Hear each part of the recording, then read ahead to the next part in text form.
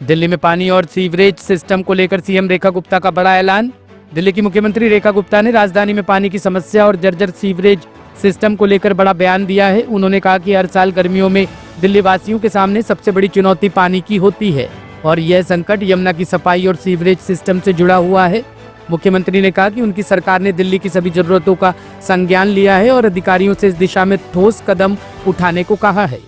देखिए, हर गर्मियों में दिल्ली के लिए सबसे बड़ा चैलेंज जो होता है वो जल का होता है, पानी का होता है। और उसके अलावा पूरी दिल्ली में सीवर व्यवस्था दुरुस्त रहे, बननी चाहिए, और यमुना सफाई, ये सारे विषय इंटरकनेक्टेड है।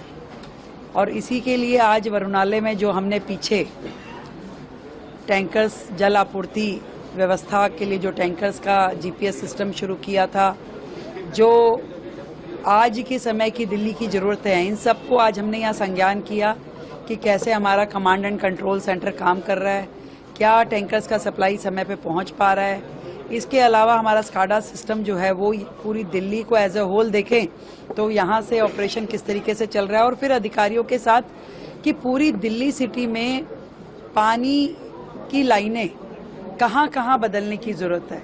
क्योंकि अल्टीमेटली तो पूरी दिल्ली में आज भी 30-30 साल पुरानी पाइपलाइन डली हुई है, सीवर की वही 30-30 साल पुरानी पाइपलाइन डली हुई है।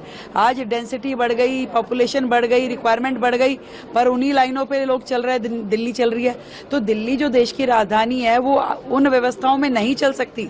इसीलिए लोग परेशान हैं कि रिक्वायरमेंट ज़्यादा है और सिस्टम इतना प्रबंधन कभी हुआ ही नहीं, कभी ये सोचा ही नहीं गया कि ये पाइपलाइन बदलने की आवश्यकता है, ये सीवर लाइन बदलने की आवश्यकता है, ये एसटीपीज काम कर रहे हैं कि नहीं कर रहे, कितने डिसेंट्रलाइज एसटीपी चाहिए, नालों को कैसे ट्रैप किया जाएगा।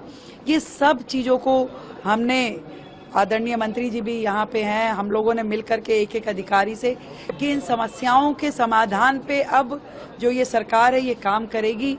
दिल्ली को बेहतर पानी की व्यवस्थाएं मिले, दिल्ली को बेहतर सीवर की व्यवस्थाएं मिले, और वो 1760 कॉलोनियाँ जो दिल्ली में अनऑथराइज कॉलोनियाँ हैं उनको भी तो सीवर व्यवस्थाएं देनी है, जो कि पिछली सरकारों ने कुछ नहीं किया है।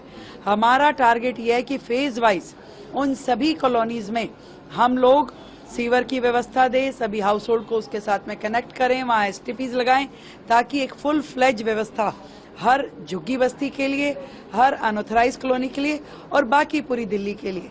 जहां पुरानी लाइन है वो नहीं पे तब्दील हो, हर घर को नल के माध्यम से जल मिलने की सारी व्यवस्थाओं को पूरे प्लानिंग करके एक एक योजनाबद्ध तरीके से, चरणबद्ध तरीके से उस काम को किया जाए। और पूरी दिल्ली में इक्वल डिस्ट्रीब्यूशन ऑफ वाटर होना चाहिए, कहीं कम कहीं ज्यादा। जो पहले के राजनेताओं ने अपने अपने एरिया में धांधलीबाजी करके कि मेरे एरिया में पानी फालतू आ जाए चाहे बाकी की दिल्ली प्यासी मरे, ये अब नहीं चलेगा।